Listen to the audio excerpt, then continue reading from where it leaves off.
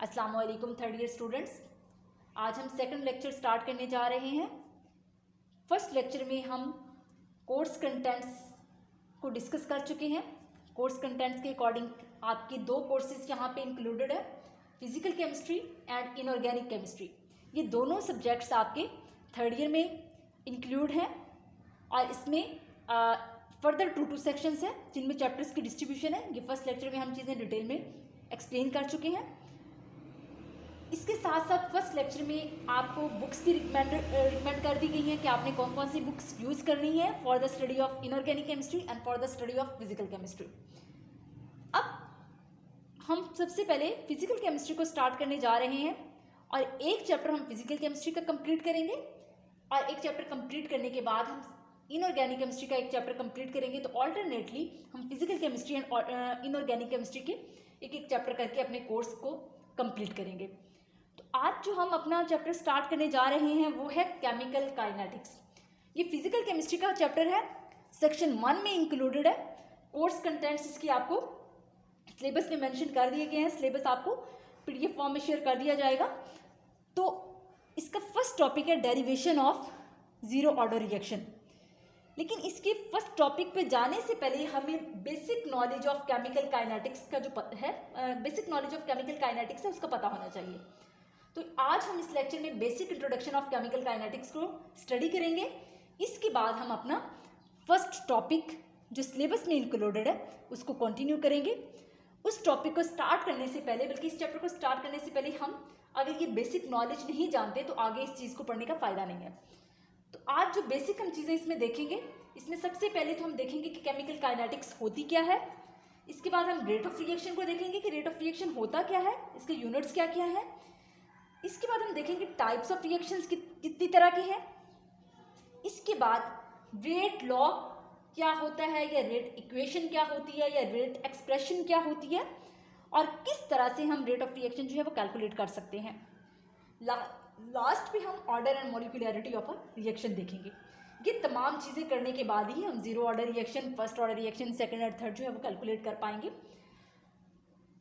तो अब हम स्टार्ट करते हैं कि what is chemical kinetics. Chemical kinetics होती क्या है। केमिकल काइनेटिक्स जो है ये बेसिकली एक ऐसा चैप्टर है जो केमिकल इक्विलिब्रियम की एडवांसमेंट है। तो जब भी हम वर्ड काइनेटिक्स की बात करते हैं तो काइनेटिक्स मीन्स मोशन होता है कि जब भी काइनेटिक्स की हम बात करेंगे तो मोशन की बात करें।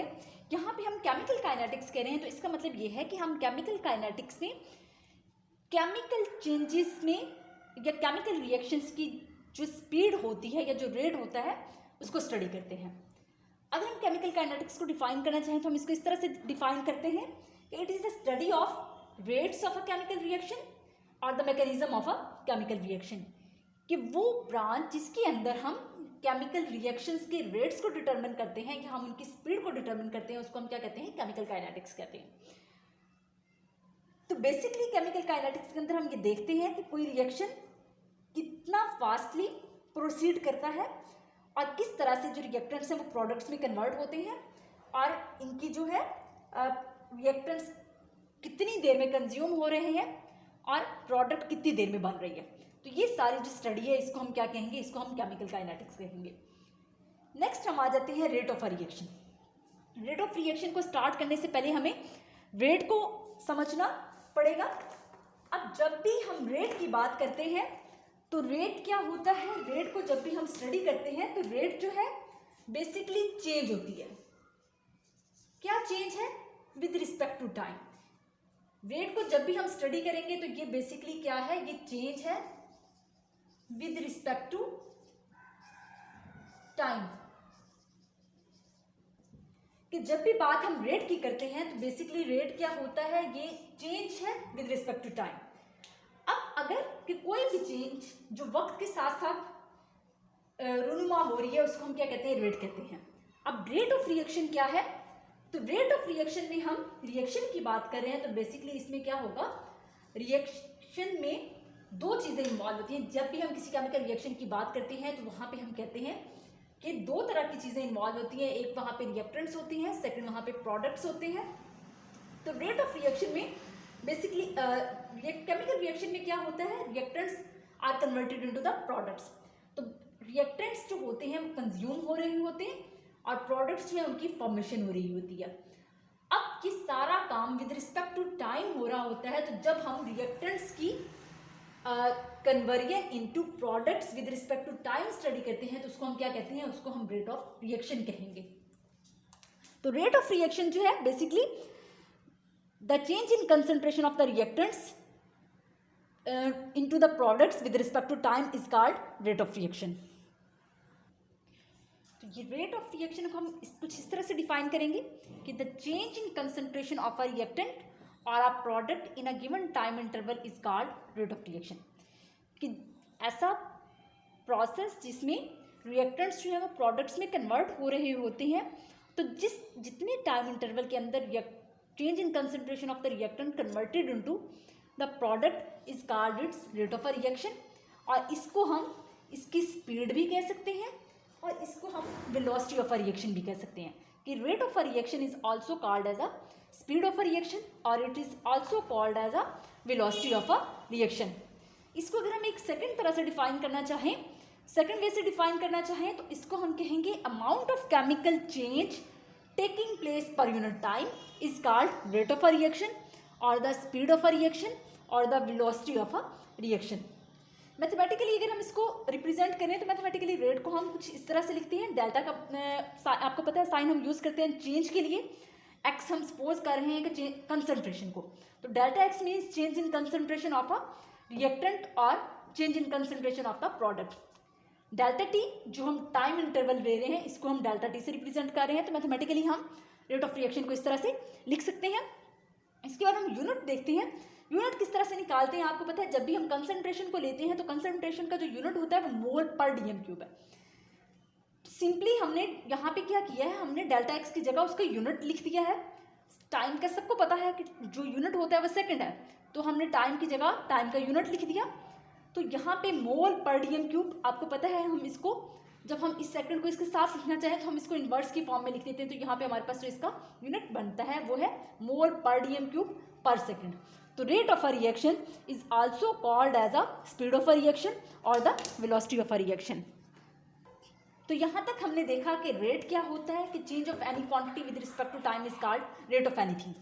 अगर हम रेट ऑफ रिएक्शन की बात करते हैं तो रिएक्शन में दो चीज़ें इन्वॉल्व हैं, रिएक्टेंट्स एंड प्रोडक्ट्स। तो जब भी केमिकल रिएक्शन होता है reactants are converted into product, तो जितनी कंसंट्रेशन रिएक्टेंट्स की प्रोडक्ट्स में कन्वर्ट हो रही है या जितने प्रोडक्ट्स की फॉर्मेशन हो रही है विद रिस्पेक्ट टू टाइम, इसको हम क्या कहते हैं, रेट ऑफ अ रिएक्शन और the speed of a reaction और the velocity of a reaction. Mathematically हम रेट को इस फॉर्म से लिखते हैं, इस फॉर्म में लिख सकते हैं। अगर हम इसका यूनिट कैलकुलेट करना चाहें तो यूनिट जो है वो हम ये निकालते हैं। तो यहाँ तक हमने देखा कि रेट ऑफ अ रिएक्शन होता क्या है। नेक्स्ट हम देखते हैं टाइप्स ऑफ अ रिएक्शंस, कि टाइप्स ऑफ रिएक्शंस कितनी है। तो यहाँ पे बेसिकली आपके सामने तीन टाइप्स लिखी गई हैं। नंबर 1 है वेरी फास्ट रिएक्शन, नंबर 2 है स्लो रिएक्शंस, नंबर 3 है मॉडरेट रिएक्शंस। तो रिएक्शंस की जो टाइप्स हैं वो बेसिकली तीन तरह की हैं, फास्ट रिएक्शंस हैं, स्लो रिएक्शंस हैं, मॉडरेट रिएक्शंस हैं। तो अब हम वन बाय वन इनको देखते हैं। तो सबसे पहले हम वेरी फास्ट रिएक्शंस को देखते हैं। वेरी फास्ट रिएक्शंस कौन से हैं, ये ऐसे रिएक्शंस हैं जो एडवांस हो जाते हैं। फॉर जैसे ही हम इनको मिक्सअप करते हैं रिएक्टेंट्स को, तो वहाँ पे क्या है, ये रिएक्शंस फौरन से हो जाते हैं। तो इस तरह के रिएक्शंस को हम क्या कहते हैं, वेरी फास्ट रिएक्शंस कहते हैं। तो ज़्यादातर जो आयनिक रिएक्शंस होते हैं वो वेरी फास्ट रिएक्शंस होते हैं। आयनिक रिएक्शंस क्यों वेरी फास्ट होते हैं, आयनिक रिएक्शंस में जस्ट आयंस का एक्सचेंज होता है। तो due to ions exchange they are converted into products very fastly. अब यहाँ पे देखिए सिल्वर नाइट्रेट है, ये भी आपको पता है एक आयनिक मॉलिक्यूल है। यहाँ पे सिल्वर की +1 ऑक्सीडेशन स्टेट है, नाइट्रेट की -1 ऑक्सीडेशन स्टेट है। NaCl की बात करें तो NaCl भी क्या है, एक आयनिक कंपाउंड है, Na की +1 ऑक्सीडेशन स्टेट है, क्लोराइड की -1 ऑक्सीडेशन स्टेट है। AgCl को देखें तो फॉर्मेशन हुई है, यहाँ पे इसकी +1 ऑक्सीडेशन स्टेट, इसकी -1 है। यहाँ पे सोडियम की +1 और नाइट्रेट की -1। अब बेसिकली हुआ क्या है, यहाँ पे इसका पॉजिटिव आयन और इसका नेगेटिव आयन ये क्या हुए हैं, ये आपस में रिप्लेस हो गए हैं। जैसे ही हमने इन दो रिएक्टेंट्स को मिक्सअप किया तो दोनों रिएक्टेंट्स ने क्या किया, यहाँ से सिल्वर ये बॉन्ड ब्रेकअप हुआ और यहाँ से ये वाला NaCl के दरमियान जो बॉन्ड है वो ब्रेकअप हुआ। तो सिल्वर नाइट्रेट में से सिल्वर ने NaCl के क्लोराइड आयन के साथ बॉन्ड बना लिया, तो यहाँ पे हमारे पास ये AgCl की फॉर्मेशन हो गई। और ये साथ में एरो का साइन है, जो नीचे की तरफ इसका एरो शो हो रहा है। तो इसका मतलब क्या है कि यहाँ पे जो AgCl बना है ये प्रेसिपिटेट फॉर्मेशन हुई है। अब सेकेंडली क्या होता है, सेकेंडली ये पॉजिटिव आयन, आपको पता है जब भी मॉलिक्यूल न्यूट्रल होता है तो पॉजिटिव नेगेटिव के साथ मिलके मॉलिक्यूल बनाता है, तो उससे ये स्टेबल हो जाता है। अब यहाँ पे ये पॉजिटिव बचता है और ये बचता है नाइट्रेट, तो ये क्या करेंगे, ये दोनों आपस में कंबाइन होके ये सेकंड स्पीशीज जो है सिल्वर नाइट्रेट ये बना रहे हैं।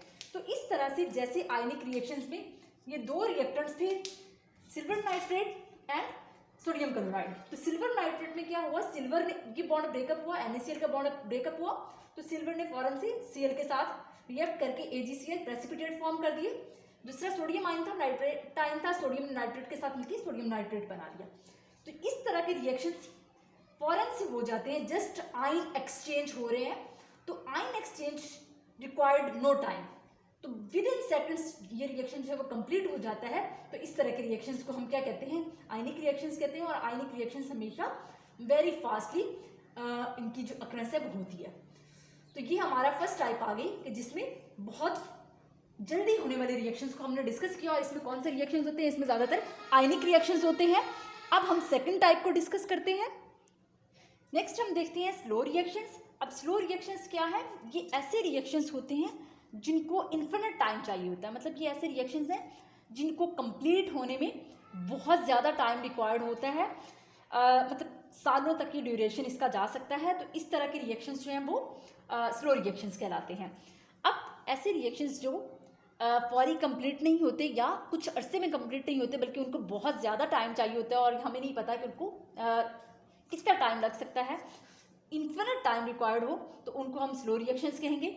इनमें हम एग्जांपल्स को डिस्कस करते हैं। जैसे फर्स्ट एग्जांपल यहाँ पे मैंने मेंशन किया है, रस्टिंग ऑफ आयरन, जंग लगने का प्रोसेस। ये आप सभी इससे नोन है कि जंग जो है ये फौरी तौर पे नहीं लगता है, बल्कि क्या होता है, कोई भी चीज़ जब आयरन की या मेटल की कोई भी चीज़ अगर उसको कोटिंग नहीं की गई है तो वो क्या बाहर पड़ी रहे तो क्या होता है, उसकी ऑक्सीडेशन हो जाती है, रिडॉक्स रिएक्शंस वहाँ पे होते हैं due to moisture and oxygen. तो वहाँ पे जो उसकी रस्टिंग, हम स्पेशली आयरन की बात करें तो आयरन मेटल में से क्या होता है, ऑक्सीडेशन हो जाती है और उसके नतीजे में उसको रस्ट प्रोड्यूस होता है। तो रस्टिंग ऑफ आयरन एक ऐसा रिएक्शन है जिसको काफ़ी अरसा रिक्वायर्ड होता है, इन्फिनिट टाइम रिक्वायर होता है। तो इस तरह के रिएक्शंस को हम क्या कहते हैं, स्लो रिएक्शंस कहेंगे। सेकंड एग्जांपल हम यहाँ पर डिस्कस कर रहे हैं एटमॉस्फेरिक नाइट्रोजन फिक्सेशन, तो ये भी एक एग्जांपल है स्लो रिएक्शंस की। इसके बाद हम नेक्स्ट रिएक्शन को डिस्कस करते हैं which is moderate reaction. Next हम थर्ड रिएक्शन मॉडरेट रिएक्शंस को स्टडी करते हैं। तो मॉडरेट रिएक्शन जिस तरह से आपके सामने ये मैंने मेंशन किया है कि ये ऐसे रिएक्शंस होते हैं जो मॉडरेटली कंप्लीट होते हैं, मींस इनको फिनिट टाइम चाहिए होता है जिसके अंदर ये कंप्लीट होते हैं। और ज़्यादातर जो रिएक्शंस जो स्पीशीज़ की रिएक्शंस देती हैं वो मॉलिक्यूलर स्पीशीज़ होती हैं। मॉलिक्यूलर स्पीशीज़ मींस कि मॉलिक्यूल्स यहाँ पे इन्वॉल्व होते हैं और मॉलिक्यूलर रिएक्शंस जो है वो ज़्यादातर मॉडरेट रिएक्शंस जो करते हैं, मींस वो फिनिट टाइम में कंप्लीट होते हैं। अब यहाँ पे ये एक रिएक्शन आपके सामने लिखा हुआ है, हाइड्रोजन आयोडीन, दो रिएक्टेंट्स हैं मिलकर ये क्या बनाते हैं, ये हाइड्रोजन आयोडाइड बनाते हैं। आप सबको पता है ये एक रिवर्सिबल रिएक्शन है, लेकिन यहाँ पे जब हम केमिकल काइनेटिक्स की बात कर रहे होते हैं तो हम इसको इंडस्ट्रियल लेवल पे स्टडी करते हैं, मीन्स हम इसके रेट्स को डिस्कस करना चाह रहे हैं कि हम कितनी देर में कौन सी प्रोडक्ट बना सकते हैं। तो इसको हम इंडस्ट्रियल पॉइंट ऑफ व्यू से हम हाइड्रोजन आयोडाइड हमारी जो है वो मेन प्रोडक्ट है। तो बेसिकली हम हाइड्रोजन आयोडाइड को बनाना चाह रहे हैं, इसलिए हमने यहाँ पे ये एरो शो किया है ये रिवर्सिबल का कि हमारी मेन प्रोडक्ट ये है। अब होता क्या है इसमें, ये जो हाइड्रोजन का बॉन्ड है यहाँ पे हाइड्रोजन का मॉलिक्यूल को हम इस तरह से शो कर सकते हैं। ये हाइड्रोजन का मॉलिक्यूल आ गया, आयोडीन के मॉलिक्यूल को हम इस तरह से लिख सकते हैं। तो ये आयोडीन का मॉलिक्यूल आ गया। आपको पता है कि ये भी electron density lie between the nuclei, यहाँ भी electron density lie between the nuclei. तो बेसिकली होता क्या है, यहाँ पे ये बॉन्ड ब्रेकअप हो जाएगा, यहाँ पे ये बॉन्ड ब्रेकअप हो जाएगा, हाइड्रोजन का साथ क्या है आयोडीन का बॉन्ड जो है वो ब्रेकअप होगा। ये इसकी ब्रेकेज हम कुछ इस तरह से शो कर सकते हैं। हाइड्रोजन को हम लें तो हाइड्रोजन को हम इस फॉर्म में लिख सकते हैं। ये हमने हाइड्रोजन का मॉलिक्यूल ले लिया, ये नेक्स्ट हमने आयोडीन का मॉलिक्यूल ले लिया। अब होता बेसिकली क्या है, यहाँ पे जो प्रीवियस बॉन्ड्स हैं इनकी ब्रेकेज हो रही है। यहाँ पे ये बॉन्ड्स ब्रेकअप होते हैं और न्यू बॉन्ड्स जो उनकी फॉर्मेशन हो रही है। तो न्यू बॉन्ड्स हमारा कहाँ पे बन रहा है, ये H और I के दरमियान में बन रहा है। और यहाँ पे कितने HI प्रोड्यूस हो रहे हैं, 2 मॉलिक्यूल्स ऑफ HI प्रोड्यूस हो रहे हैं। तो बेसिकली इस रिएक्शन के अंदर क्या है, ब्रेकेज ऑफ बॉन्ड्स हो रही है, साथ साथ क्या है, फॉर्मेशन ऑफ बॉन्ड्स हो रही है। तो ऐसे रिएक्शंस जिसमें ब्रेकेज ऑफ बॉन्ड हो रही है, यहाँ पे आपको पता है ये कोवलेंट बॉन्ड्स है, तो ब्रेकेज ऑफ बॉन्ड हो रही है, साथ साथ क्या है, फॉर्मेशन ऑफ बॉन्ड्स हो रही है। तो बॉन्ड को टूटने और नए बॉन्ड को बनने में कुछ टाइम रिक्वायर्ड होता है। तो इसकी वजह से ये जो रिएक्शंस होते हैं ये फिर टाइम इनकी डिमांड होती है और ज़्यादातर मॉलिक्यूलर रिएक्शंस जो हैं वो ये रिएक्शंस देते हैं। तो इस तरह के रिएक्शंस को के रेट को हम डिटरमिन कर सकते हैं। तो जो वेरी फास्ट रिएक्शंस हैं ये बहुत तेज़ी से हो जाते हैं। तो केमिकल काइनेटिक्स के अंदर हम इनके रेट्स को भी स्टडी नहीं करेंगे। इसके बाद जो है स्लो रिएक्शंस, ये इनको बहुत टाइम रिक्वायर्ड होता है, तो ये वाले रिएक्शंस भी हम जो है वो स्टडी नहीं करेंगे। तो इस चैप्टर में जो हम रिएक्शन स्टडी करने जा रहे हैं वो हैं बेसिकली मॉडरेट रिएक्शंस। तो ये मॉडरेट रिएक्शंस को हम स्टडी करेंगे जिनमें bond breakage and bond formation हुई है, कोवलेंट बॉन्ड इन्वॉल्व है, मॉलिक्यूलर रिएक्शंस ये देते हैं। तो इन रिएक्शंस को हम स्टडी करेंगे। तो यहाँ तक हमारा टाइप्स ऑफ रिएक्शंस जो है वो कंप्लीट होता है। इसके बाद हम इसमें देखते हैं रेट लॉ एक्सप्रेशन। यहाँ तक हम केमिकल काइनेटिक्स क्या होती है इसको पढ़ चुके हैं, रेट ऑफ रिएक्शन क्या है इसको हम स्टडी कर चुके हैं।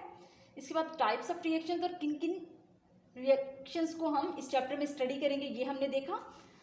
नेक्स्ट हमारा topic rate law expression, order and molecularity of reaction है। तो ये 2 टॉपिक्स जो हैं इसको हम नेक्स्ट लेक्चर में कंटिन्यू करेंगे और इसके बाद हम अपना concern topic derivation of zero order reaction जो है वो जो है उसको स्टार्ट करेंगे। तो आज हम अपना लेक्चर यहीं पे स्टॉप करते हैं। नेक्स्ट लेक्चर में हम इन 2 पॉइंट्स को डिस्कस करेंगे।